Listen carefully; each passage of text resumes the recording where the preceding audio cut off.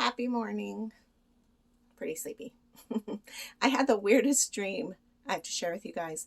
Um, I dreamt, and I swear it was like totally real. In fact, when I jerked awake, I thought, where's the bag? I dreamt that I opened my bag, and so the um, the dextrose bag, this bag, is contained in a thicker bag like this.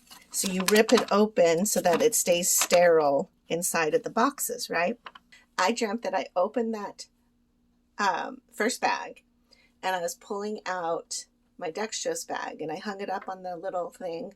And then I dreamt that I went and washed my hands and I came back in here to do my exchange. And then when I came back in, I connected. And all of a sudden I'm like, I'm wet, there's water everywhere. And I'm like, what is happening? Because my first thought is always that my tube has broken. Clearly I have not had enough coffee. That my tube has broken from my body and I'm leaking. That's always my biggest fear, because that is a big fear. We have to have that fear. We always have to stay fearful on a couple of things, just because then we know what to do in the case that something terrible happens. Like, there's been times where people have accidentally cut their tube. There's a temptation to use like scissors or something abrasive to get the sticky tape stuff off. Don't do that. But you can accidentally cut or injure the tube. So when that happens, you have to clamp immediately closest to your body, right? I have this one thought, like, where's this water coming out of? It's coming out of me? Well, in my dream, it was coming out of my dextrose bag and it was just spouting water everywhere. But it's only 2 pounds of water in that bag. But in my dream, it was like an ocean full.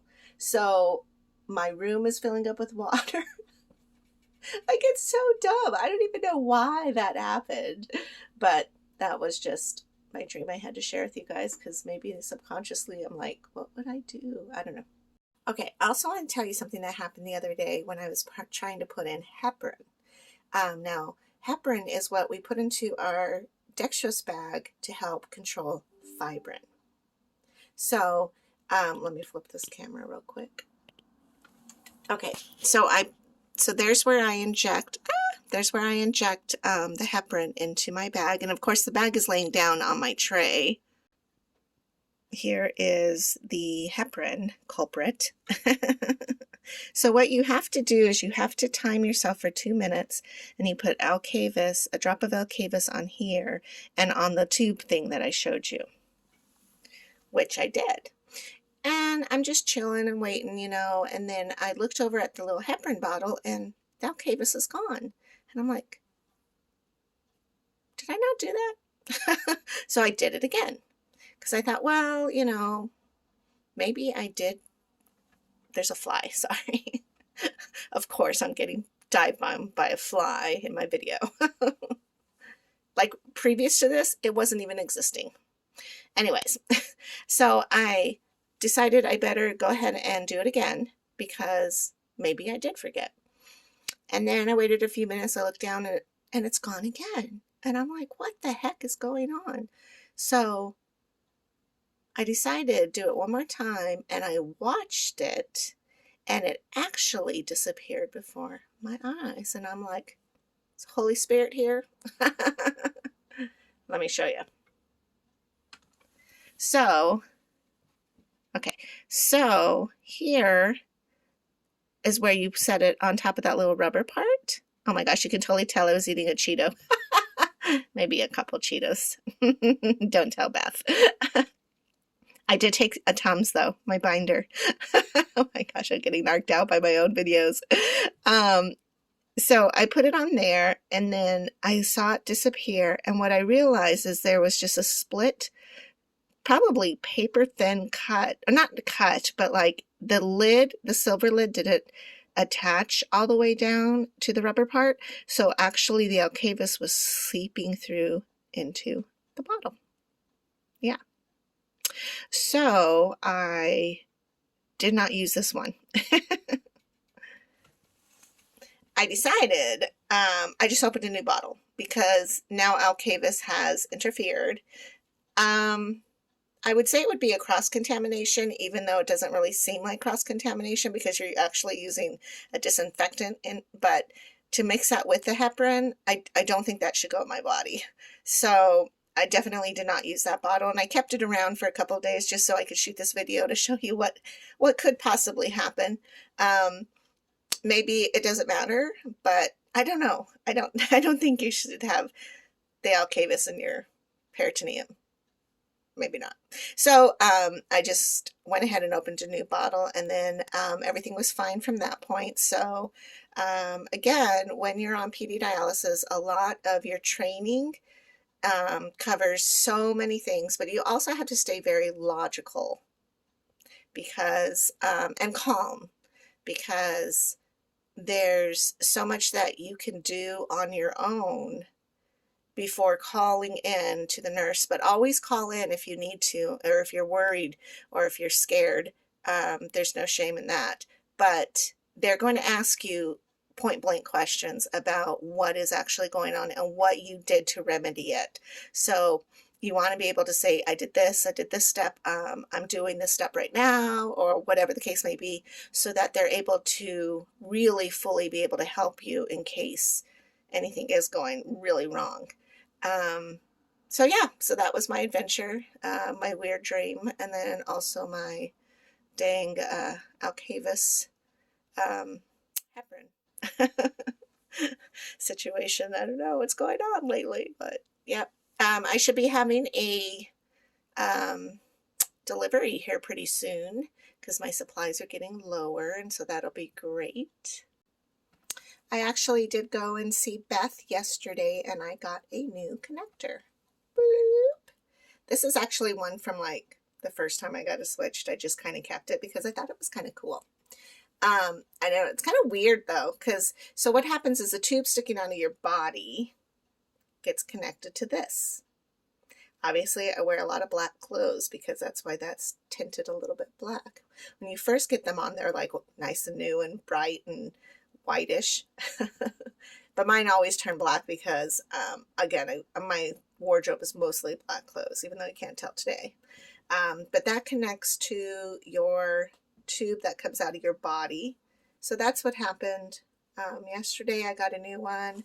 It was great to see Beth, and then she called this morning and said that my potassium was a little low, which is probably pretty accurate because you do go through phases where you're just tired of eating avocado. But I am finding like if I go eat avocado dip, like a guacamole, somehow that makes it a little more fun than just popping open an avocado. I do eat a banana, and I just need to stay vigilant. It's kind of always the battle though, because sometimes like if I'm not hungry, I don't want to eat.